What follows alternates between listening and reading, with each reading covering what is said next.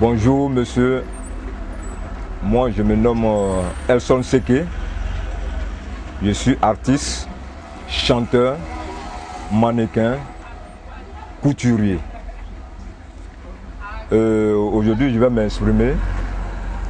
Il y a eu beaucoup de trucs qui sont passés dans ce pays, la Côte d'Ivoire, que je suis.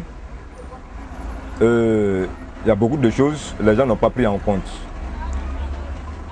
Aujourd'hui, nous les artisans, nous les couturiers, il y a beaucoup d'entreprises, de privés, ce que nous avons suivi avant la crise et après la crise. Aujourd'hui, nous artisans, nous les couturiers d'abord, ça a commencé sur nous. Avant octobre 2010, nous les couturiers, on a subi beaucoup de choses parce que ça a commencé sur nous avant, quand ils ont commencé les élections, c'est là nous nos galères a commencé. Parce que les gens, les clients, nous venaient plus avec les pagnes, les tissus pour que nous on coupe, pour qu'on puisse avoir de l'argent, pour qu'on puisse nourrir notre famille. Et quand il y a eu le premier tour, quand le premier tour est fini, on devait rentrer dans le deuxième tour aux élections présidentielles et tout a été bloqué.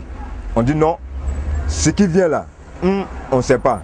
Donc à cause de ça, tout le monde a commencé à faire un bloc au niveau des dépenses.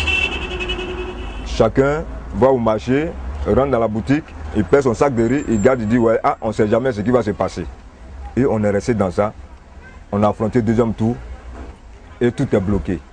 Nous les artisans, on est resté là, on n'avait plus de sous. On a commencé à dépenser jusqu'en février.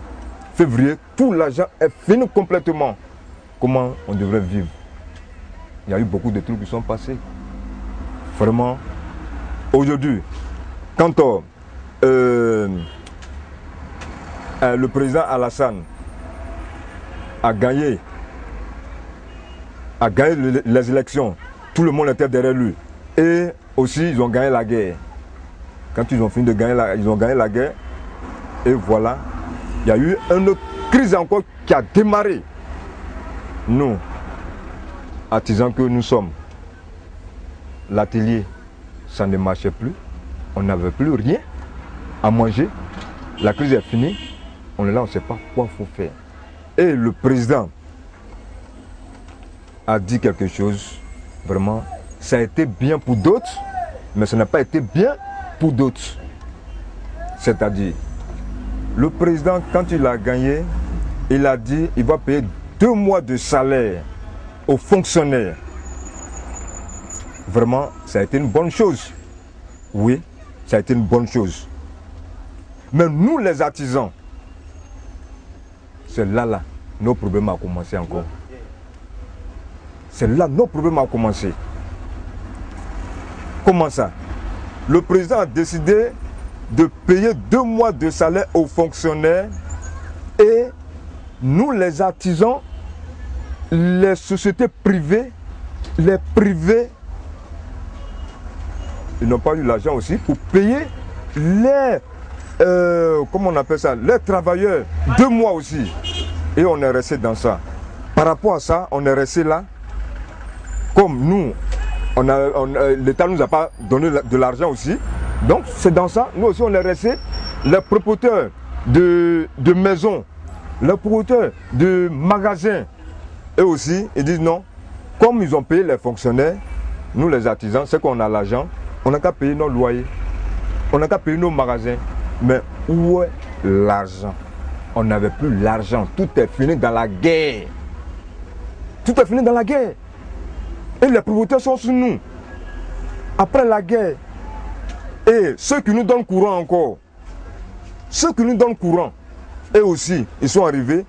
Il y a eu des factures que nous-mêmes, on n'a même pas consommées, on n'a même pas travaillé, et ils ont fait les calculs arabes pour nous endetter. Et aujourd'hui, ils traînent encore. la CIE, je traîne encore mes dettes. Ça fait combien, ça fait 1 an et quelques aujourd'hui là, je traîne encore. Facture que on a commencé dans la guerre là, jusqu'à aujourd'hui là, je n'ai pas encore fini de payer. Je dois encore. Mais ça là, qui a envoyé ça? C'est nos gouvernements, nos gouvernements. Parce que si ils n'avaient pas décidé de payer 2 mois aux fonctionnaires, eux, ils ont payé leurs dettes. Ils ont fini de payer leurs dettes. Et nous, les artisans, les privés, on est restés, on n'a pas pu régler nos dettes. Mais qui va nous désendetter? Et on est resté là. Jusqu'à aujourd'hui, on n'a plus rien. Et on continue d'être endetté. Parce que le pays est toujours dur. Mais à quel moment on va sortir dans ça? À quel moment on va sortir dans ça? On nous dit qu'il y aura PPTE. PPTE. Moi, PPTE avant, je ne connaissais pas les mots comme ça. Là. Moi, moi, je ne savais pas tout ça là. Quand ils ont parlé de PPTE là, je disais, moi, sincèrement, je n'ai pas été à l'école. Hein. Donc, il y a des Français là, il y a des mots là, moi, je ne connais pas. Quand ils ont parlé de PPTE, moi, j'ai demandé PPTE là, c'est quoi? Ils ont dit non, PPTE là, c'est les pays endettés là. Toi non? Donc, ils vont annuler les dettes. Oui, la Côte d'Ivoire endettée. Ils vont annuler nos dettes.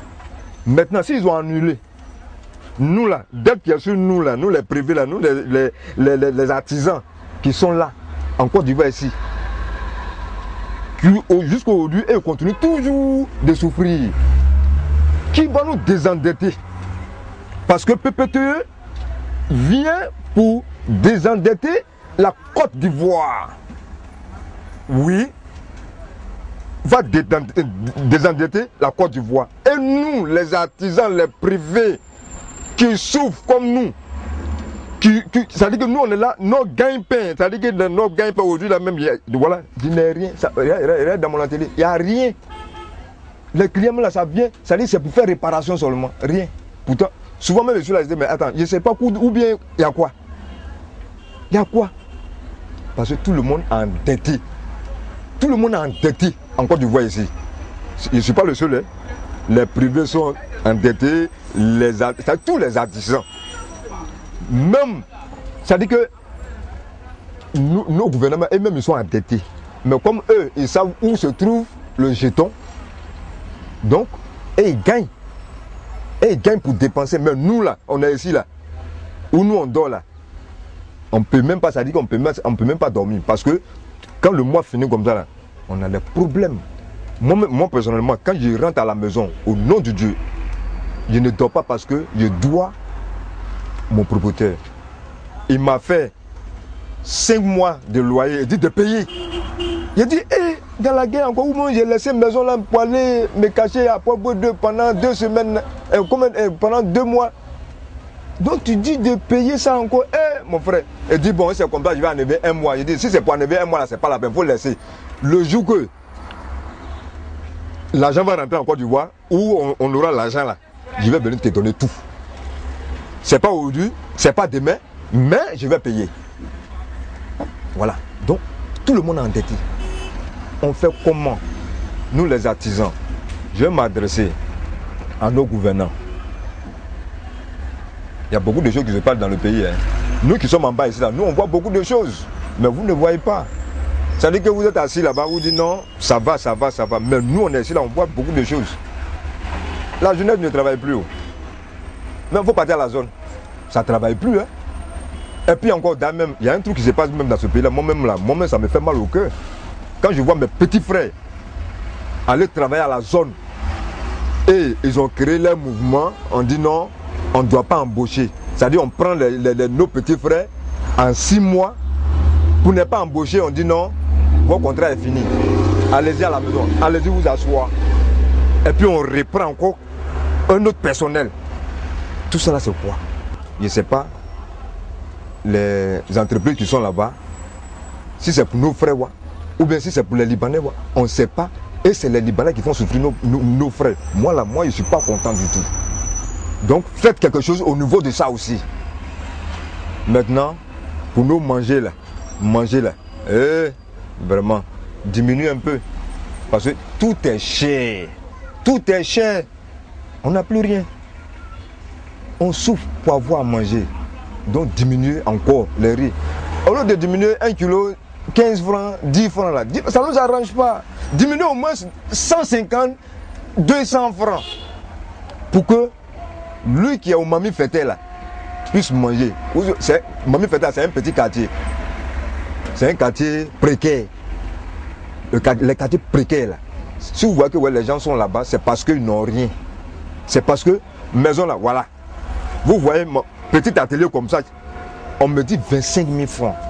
25 000 francs, l'atelier ça là, 25 000 francs.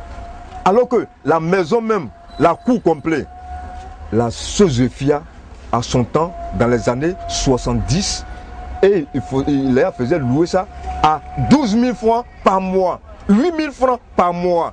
Mais aujourd'hui, ils font des petits magasins autour et on nous fait payer les magasins 35 000 francs, 40 000 francs, chose qu'on dirait 25 000 francs. Tout ça là c'est quoi? Et puis demain c'est ceux-là même qui payent. Ils ne payent pas sur impôt. Hein. Ils ne payent pas impôt. Essayez de voir ceux-là aussi.